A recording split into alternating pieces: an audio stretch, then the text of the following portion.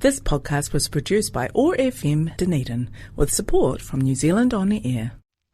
Welcome to Headscarves and Good Yarns with me, Amal. The show is all about talking about race, diversity and everything in between, all in the hopes of empowering a more empathetic Aotearoa. We talk about all these huge life things through the lens of people's lives and stories. I hope every yarn you take a wee gem from it and expands your heart and mind just a wee bit more. Kia ora, assalamu alaikum. Welcome to another episode of Headscarves and Good Yarns. I'm sitting down to record this episode and I am feeling really overwhelmed, a little bit anxious, but also feeling empowered and inspired and in awe of community and mobilisation. And the reason why I'm feeling all these feelings at the moment is a lot has happened the past 2 weeks. I think I mentioned this the last time I sat down to record, but I said by the time it's the next episode would know who the next president would be, and Trump has been re-elected and the first reading of the Treaties Principles Act has passed, and there is a massive hikoi happening across the motu at the moment, and I feel like there's this charged energy at the moment, and I feel like when times like this happen, I feel like the last time I acutely remember feeling so charged like this was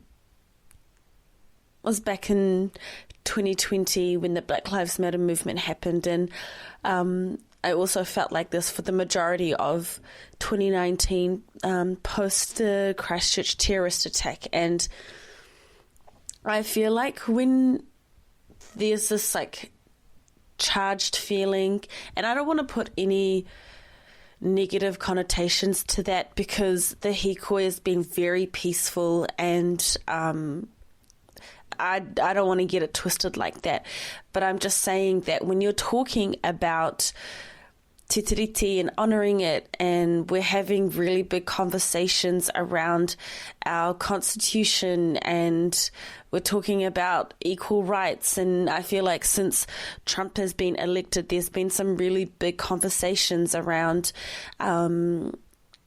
healthcare and accessibility for marginalized communities. Like when there's conversations like this happening, and it's been precipitated by current events or what's happening right here, right now, there is this charged feeling in the air, in the sense that the conversation is a lot more present and a lot more in our face. I think our usual day-to-day, of course, the influences of these things are always present. And I think if you are part of the marginalized, or you are, being oppressed by the system, you feel it even more so. That reality is not hard to ignore. But collectively, when things like this happen, it kind of, the dust of the day-to-day and the mundane is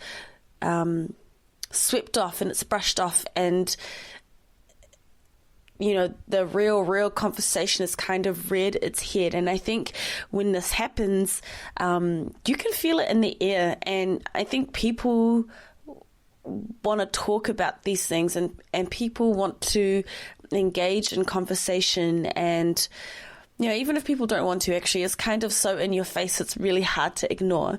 And I feel like this feeling has been very potent and strong, considering what's happened the past 2 weeks. And so with this episode, I just want to honestly respond to everything that's been happening. I, usually I'm like, let's do the research and let's have show notes, and I'm not saying in any way, shape or form that this episode is not going to be well thought out, but I think the lack of research this time round just shows that I genuinely just want to respond to what I've been observing. And I know that my observations are not,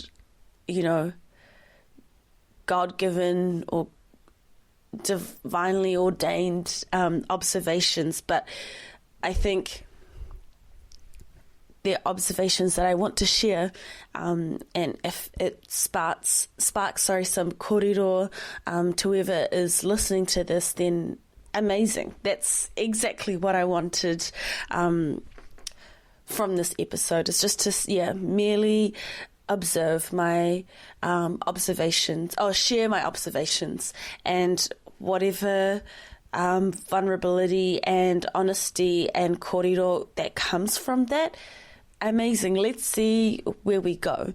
But yeah, it seems like with everything that's been happening, there is this charged environment, and the divide seems to be getting bigger and bigger. And I think when times like this happen, we need to ask it, all of us, regardless of whatever you think and, whatever your values are. I think we need to think about, well, how is it that we come together in conversation? Personally, my 2 cents is that this bill is causing a lot of damage, but it does kind of leave you with that question of, well, as a country, what does honouring te tiriti look like? And, as how do we form a relationship and live in a way that honours te tiriti and showcases the relationship between tangata whenua and tangata tiriti? And I think to have a conversation like that, it requires a lot of empathy and curiosity, and seeing us fully humanized. And when I say that, I'm saying that in the sense of, some of the really hateful and ignorant comments that I've seen, it really showcases how, there are some people who think about tangata whenua in a certain way. And if you're thinking about tangata whenua in a certain way, how on earth are we going to have in-depth, honest, mature conversations? It's just not possible. It just really isn't possible. And I think, to get to that point where as a country we can have this kind of conversation, we've got a lot of unlearning and learning to do. And I think, we've got a long ways to go before we get to that point. And the things that I have heard people say, whether it's in person or read about, online, or even just people sharing their stories, I'm like, if we really want to get real about how to honour te tiriti, first of all, this bill is not the best way to go about it, and B, we are not ready to have that conversation, because the things that people are saying, I'm just like, there have been elements of this conversation that have been so reduced down to the point where it's just like further feeding this divide, which is actually not helpful and productive at all. So there are a couple of things that I would like to kind of share some of my observations about how it is that we navigate this charged environment, and also just observing what's happening in America, here are some observations perhaps that will help us all over the next couple of years. And I know that it's really easy to say, well, this is what's happening in America. What does that have to do with New Zealand? I think, regardless of however you identify on the political spectrum, you cannot ignore the reality that what happens in America will echo across the world. I think, and not even, yes, part of it is because it's America and it's such a big country, but also everything is so interconnected, and we're living in such a globalized world now that, even though it's remotely far away, it does, it's like a ripple effect. And those ripples, there's no reason, and, it would be silly to say that those ripples won't reach the far corners of this world. And so I think it's important that we talk about it, and we understand the influence that it has. And so these observations, I think, are in response to things that I've been noticing the past couple of weeks since, so much has been happening in our current events. And I think the first thing that I want to talk about is connecting the dots between our experiences and like the wider context. And I think I will use a specific point to kind of start this observation. And then if you stick with me in this journey, we'll get a wider and more general about it. But I think one thing that I have noticed in the kōrero since the treaty principles bill has passed, or, the debate that happened last week in Parliament, and also the conversations that the hikoi has started, there's been a lot of kōrero around, Māori do get special treatment, like this and this and this and this has happened to me. Like, I don't understand how, Māori can say that they don't have special treatment and they don't have it easy. And I think this is something that I see a lot, this sentiment, and I think, the sentiment has been affirmed a lot in many different communities in many different ways. But I was scrolling on Instagram the other day, and someone made a post about kōrero that they had with their Uber driver. And just reading this caption, I was like, this is something that I've come across a lot. And so I kind of wanted to reshare this story. And the post was originally shared on Manawaka Ao, and they are an amazing Instagram page, so I definitely would recommend. But this is how the story went. So our post starts with a story that came at the end of our hikoi over the North Harbour Bridge. Why did you join this thing? Asked the Uber driver. He was genuine in his question. After we had explained, his reply was that in his mind, Māori have been given many benefits by many governments and just did not see what the problem was. And, his response was not a surprise.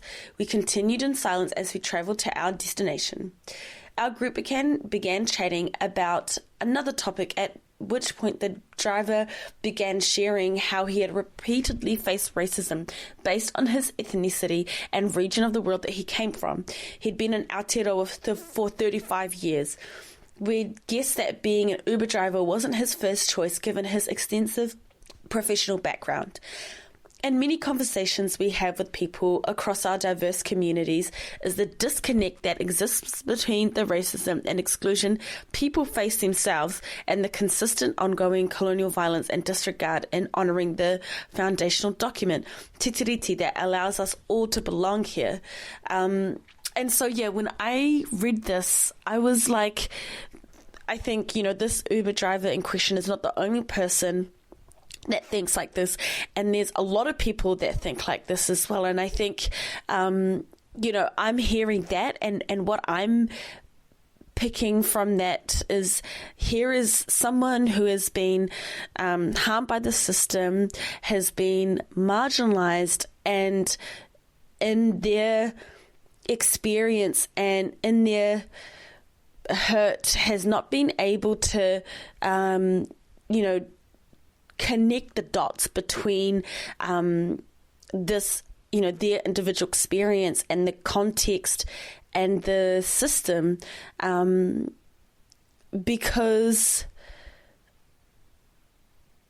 if we go back to that Uber driver, considering their experience, they were unable to see the fact that Māori are the indigenous peoples of this land, and there is a colonial history in Aotearoa, and so it's not surprising, I think, to hear that this Uber driver, because there will be many like this Uber driver who, you know, been in Aotearoa for so long and have never really had that notion of, you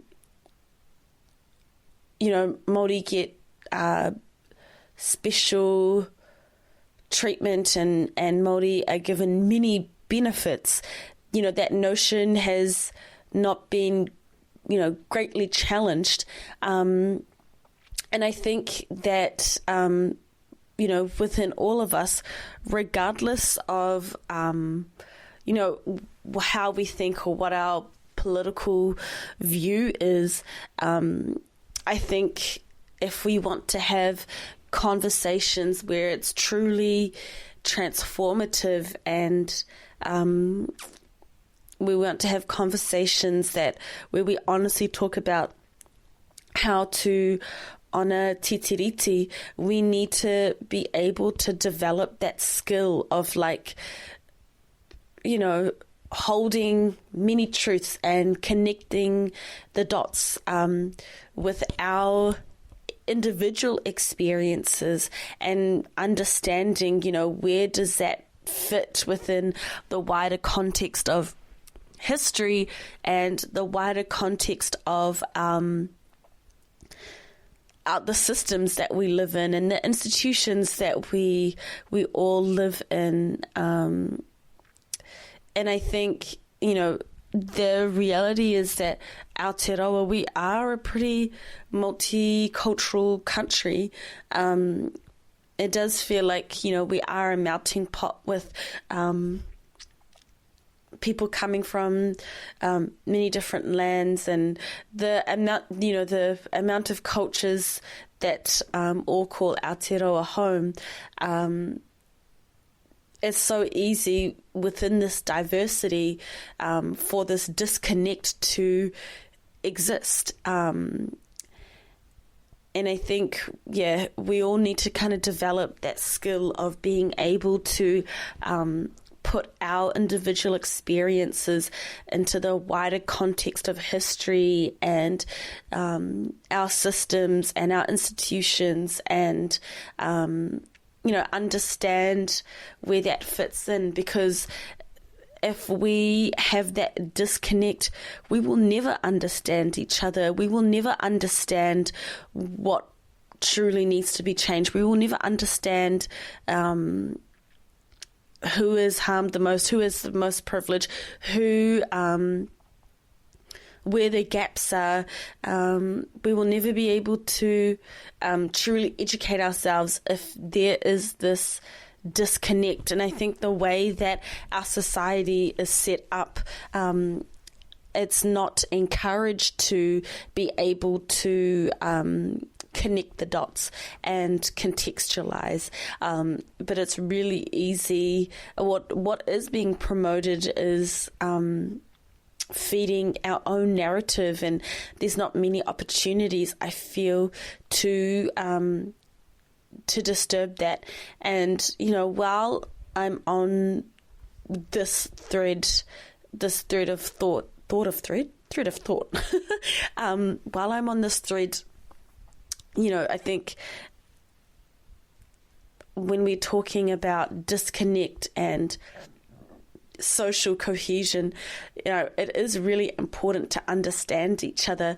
But I think what gets over promoted, or what gets seen as framed as the only solution, is to know each other better. Like, for example, when I first started this podcast, I think the kaupapa of the podcast was to share the highlight and amplify the voices and stories that aren't normally heard, to promote empathy and to promote understanding.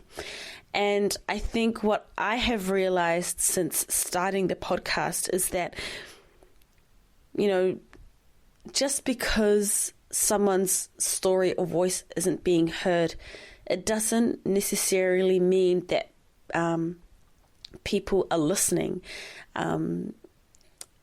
If you are sharing your voice and story to someone who hasn't really done the groundwork in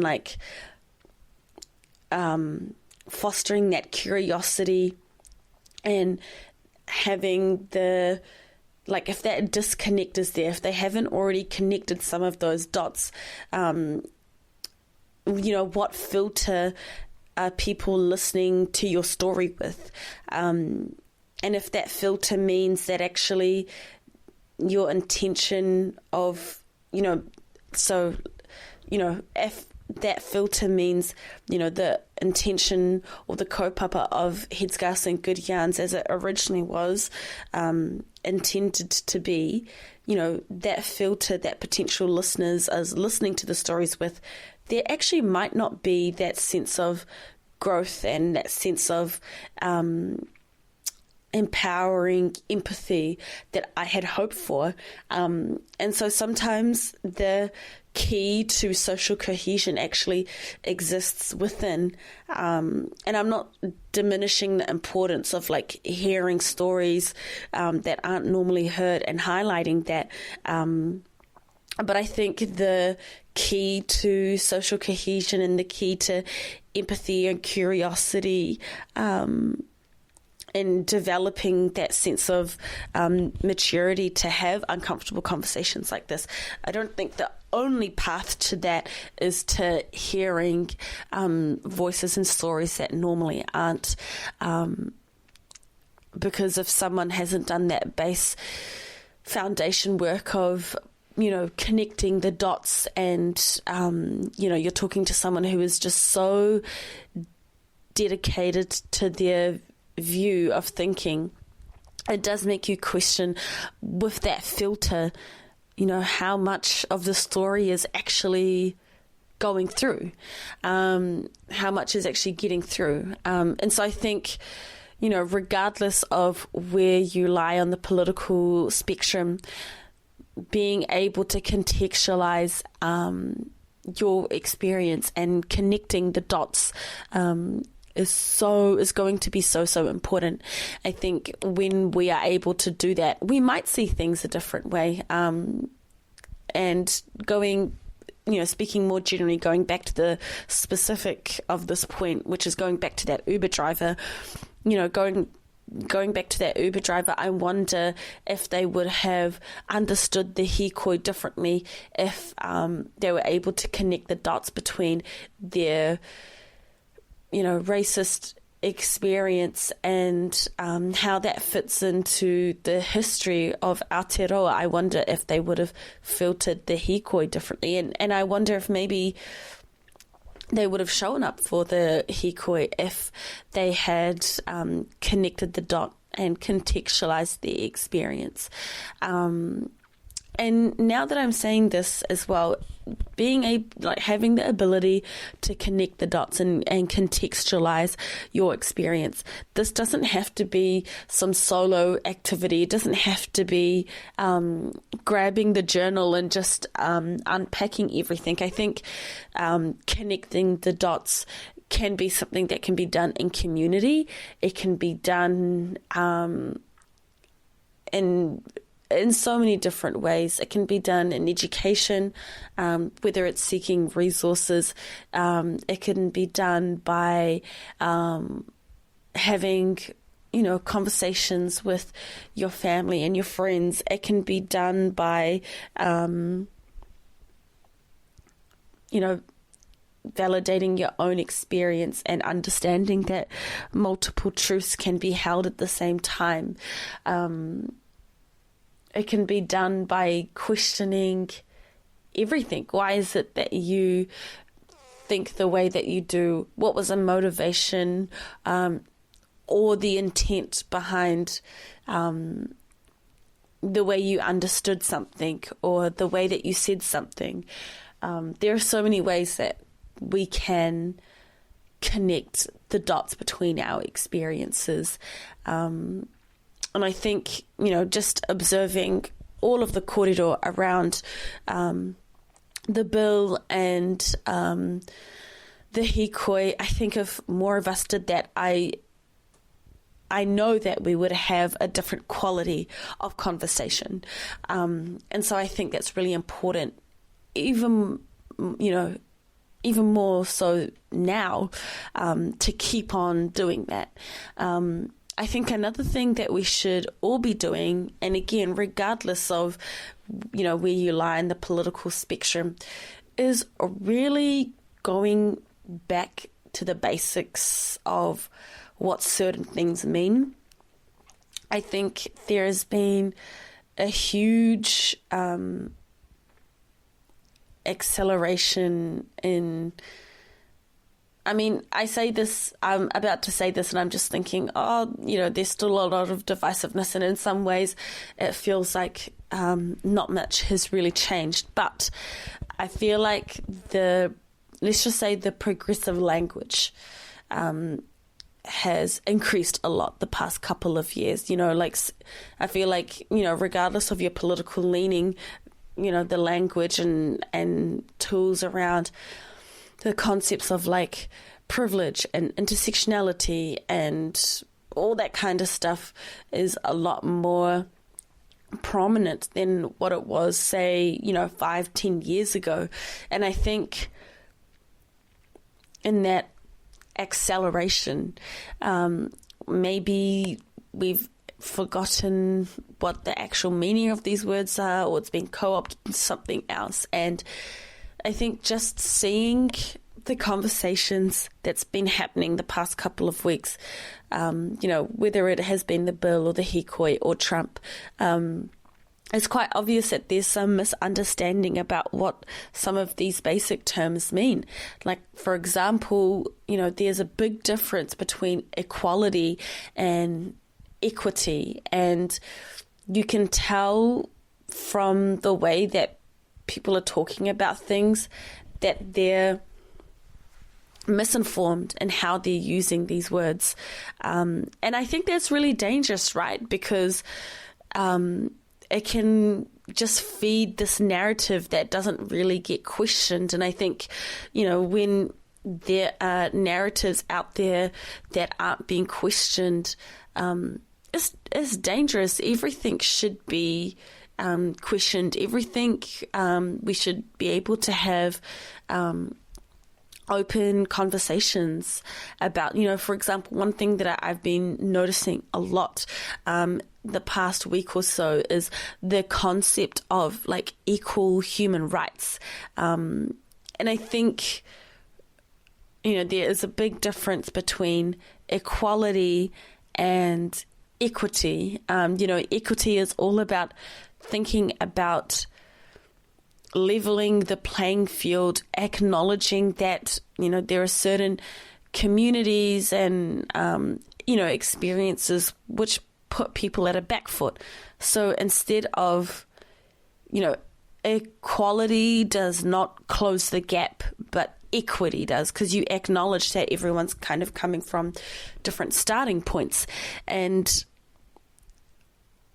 I think if we had just a good ground understanding of these concepts, the conversation may look different. Because I feel like I've seen privilege being misused as well. So we all need to go back to school, essentially, a 101, if you will, and just understand what these basic, get a good understanding of these words, so we can have, use them properly in conversations.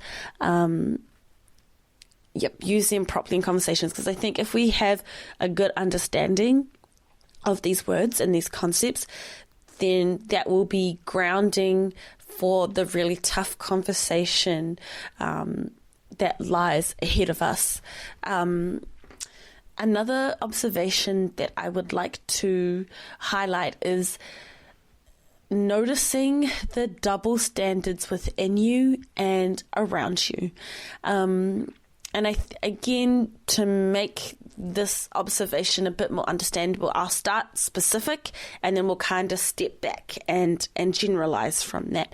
And I got this point around noticing the double standards. It really hit me when I was on my commute on public transport, and there was a duo talking about migrants and immigration, and even now I actually can't even remember word for word what was said, but it was interesting. This wasn't said directly in their conversation, but you could, pick up what was being put down around migrants and how, if it's migrants who, who are white passing, then there wasn't as many complaints about taking jobs and all this kind of stuff that we normally hear with migrants and refugees. And so I just remember hearing that conversation, and even though I can't remember word for word what was said, the lasting impression that conversation left me with was, we ain't really mad about migrants. We mad about, people of color being here. That's what the impression of that conversation was. And I just want to put it out there that I wasn't going out of my way to listen to this conversation. It was just in my face. So it was hard to ignore. And I was just like, that is an interesting double standard, because what it's really telling me is that migrants aren't really the issue at the end of the day. At the end of the day, it's the fact that it's POC that are around that's the real issue.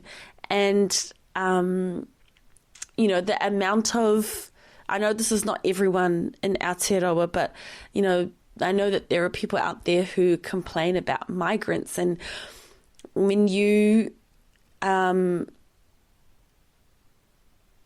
lasting impression that, and I know it's just this duo and this doesn't represent everyone, but if you take it what this duo was saying and the conversations or the hateful comments around migrants and refugees that are honestly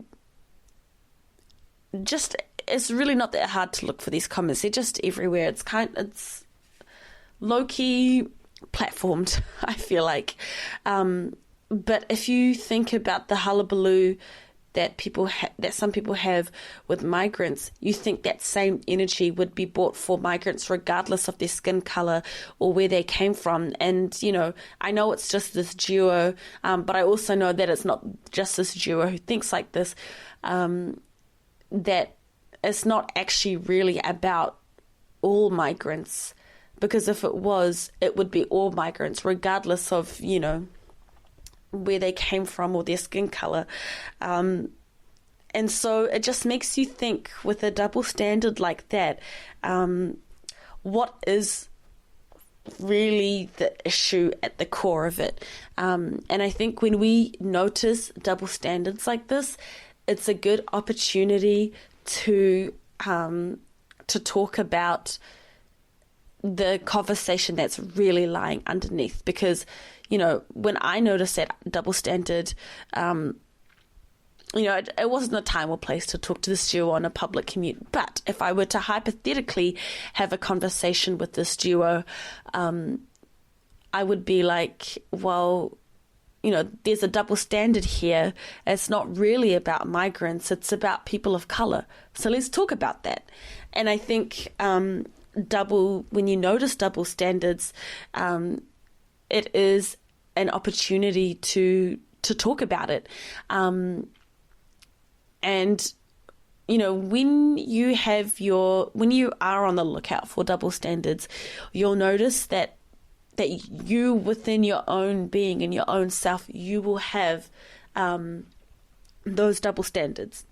And you will notice the double standards around you, whether it's within your own personal circles, you know, family or friends, or whether it's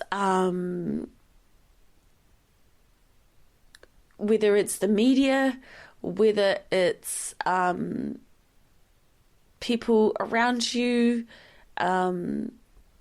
you know, at work or on your commute, like I experienced. When you notice those double standards, please use that as an invitation to have the real conversation that's underlying that double standard. And, you know, whether it's something that you have a conversation about within yourself, whether it's an opportunity for you to observe your own double standards and understand, you know, why is it that double standard exists within you, or whether it's a conversation that you have with trusted ones, or whether it's a double standard that you notice at work and you talk about it with your management. I'm not too sure exactly how that, you know, invitation will manifest as, but please notice the double standards within and around you. And I think those double standards, you know, they've always existed and they've always been there, but I think when we're experiencing, you know, charged environments like this, and I think it's going to be, you know, there will always be an element of this charged energy for the next couple of years. If you think about, you know, who's in government, you know, these charged environments, they bring out these double standards even more so. So please use those double standards as an opportunity to learn and unlearn, and to have those conversations and understand where those double standards come from, and why they exist and why they've been able to be sustained without any, you know, further question up until this point. And I think it's important that we do that regardless of where we identify on the political spectrum, to have those conversations. I think I keep emphasizing in this episode, you know, despite your political identity or values, or just despite, you know, what your values are and who you are, I think it's important that we all have these kind of conversations and have this like level of awareness and understanding and commitment to growth. Is that the reality of the situation is that it feels like we are living in a world where it's becoming more extreme and more divisive, and we need to, like, if we want true change to come, and if we want anything to shift, then we need to understand each other more. We need to live with each other more. Otherwise, we're just going to be,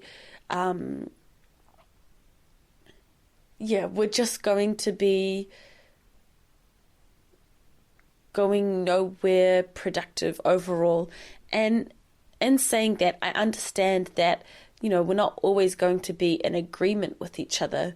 I unfortunately I don't think that is possible. And so there'll always be that tension, and there'll always be activism, and there'll always be resistance. But I think if we as a society want change that is powered by empathy and curiosity and equity, then we need to be able to have, approach these conversations honestly, maturely, and with a lot of empathy and curiosity. But I think to get to that stage, it actually takes a lot of preparation internally, and that, takes a lot of learning and unlearning. So, and I think that's something that we can ask and expect of everyone, regardless of, where your political inkling or, where your political values lie. Yeah, and that's all I've got to say about the double standards. The next thing that I want to talk about is being able to commit to each other's growth. And I'm saying this with a grain of salt because it will be exhausting and not sustainable to commit to commit to everyone's growth in your life if they have differing opinions to you. So pick and choose wisely. And most of the time that will be the people who are nearest and dearest to you. But I think the past couple of years, I have really noticed that, often people who on the surface, it may seem like you really do butt heads with and are completely in opposition. Sometimes underlying that is, that's not the situation like at all. To give you example, there's someone in my life who I was just like, these topics are just off the table because we just differ in opinion so much. But, over time, we just had open and honest conversations, and actually we realized that we had a lot more values in common, but because of our own, respective lived experiences and understanding of the world, the filter at which we use to look at this world through meant that we couldn't see any alignment at all. And I think if we weren't committed to like our friendship, I don't think we would have ever reached that place. Or like even when I can't remember how long ago I had my father on the show, but it was solid year and a half, and we were talking about our role as tau iwi in this country, and the way up until that point, the way that we would respond to current events.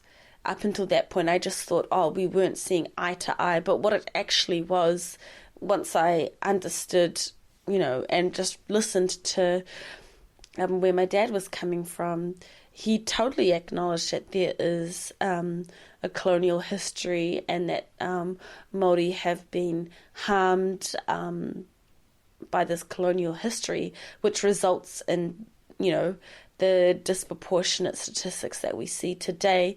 I think, he came to New Zealand at a time where there weren't that many, it was that initial wave in the 90s of African migrants and refugees, and there was a sense of, because growing up, it's just confronted with a lot of racist BS all the time.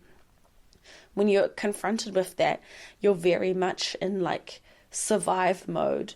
And when you're in survival mode, you really are just so focused on keeping your head down, not making a lot of noise, that, we weren't engaged in conversations as a family about what honouring te tiriti looks like. And, I don't think I would have really understood my father like that if we weren't committed to each other's growth and we weren't committed to each other's relationship. And so if there are people in your life that you choose that, I'm committed to each other's growth and committed to this relationship, keep trying to have those hard conversations, keep trying to understand each other. And, you may be surprised.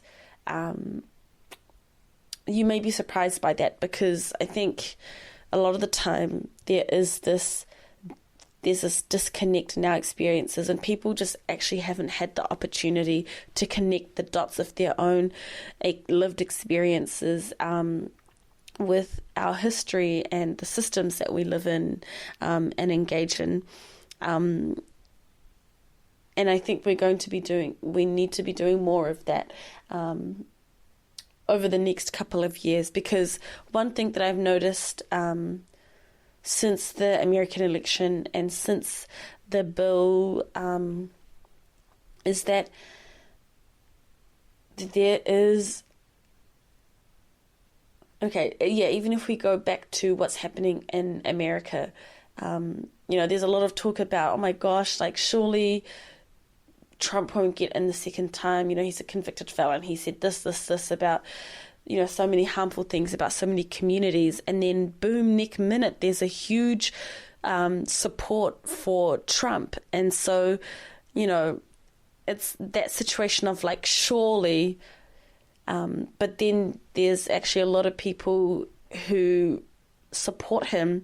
And, when the support for Trump is that big, the likelihood of having Trump supporters in your life is very, very high. And so I think it becomes even more important to committing to each other's growth and understanding their worldview and having those hard conversations together. And you don't know what will come from that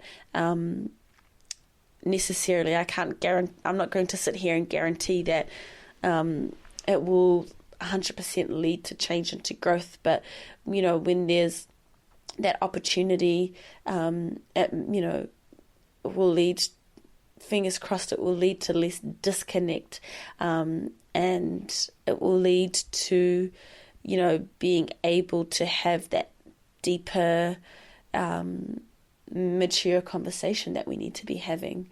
And the last thing, or the last observation that I want to highlight before I wrap up the episode today is,